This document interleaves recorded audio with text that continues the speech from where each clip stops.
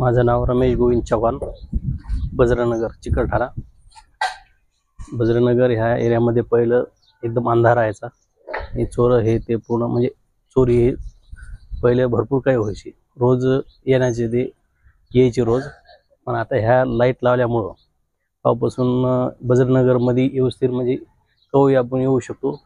Light असल्यामुळे आता व्यवस्थित मुलं बी खेळत आहेत बाहेर आणि आम्हाला बी आता व्यवस्थित झालेलं आहे।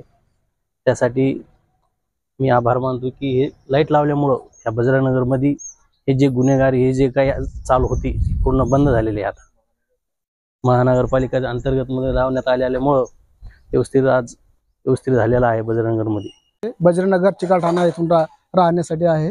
तर आमच्या गल्लीमध्ये रोड लाईट बसवलेले आहेत व ते आता चांगली सुविधा झालेली आहे। आम्हाला अगोदर खूप त्रास होत होता, लाईटमुळे काय होतं चिखल व्हायचा, तर अंधार व्हायचा, तर आता लाईट असल्यामुळे चांगली व्यवस्था झालेली आहे। किरण कुलते। अच्छा भाऊ, तुमच्या या एरियाचं नाव काय?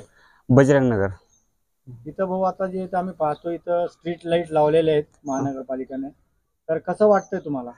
स्ट्रीट लाईट लावल्यामुळं खूप उजेड झालेला आहे, चांगली सुविधा पण चांगली भेटलेली आहे। महानगरपालिकेचे पण आभार आहे त्याच्या बाबतीत, आणि चोरीचं प्रमाण सुद्धा कमी झालेलं आहे।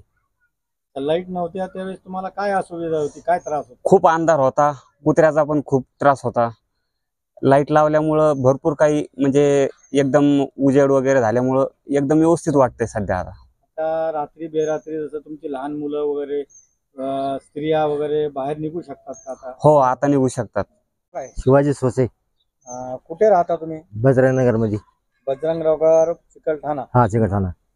हो, इथं जे महानगरपालिकेने आता स्ट्रीट लाईट लावलेले आहेत, हा, तर याच्यामुळे तुम्हाला काय फरक पडला? नाही, सुविधा भरपूर झाली सर।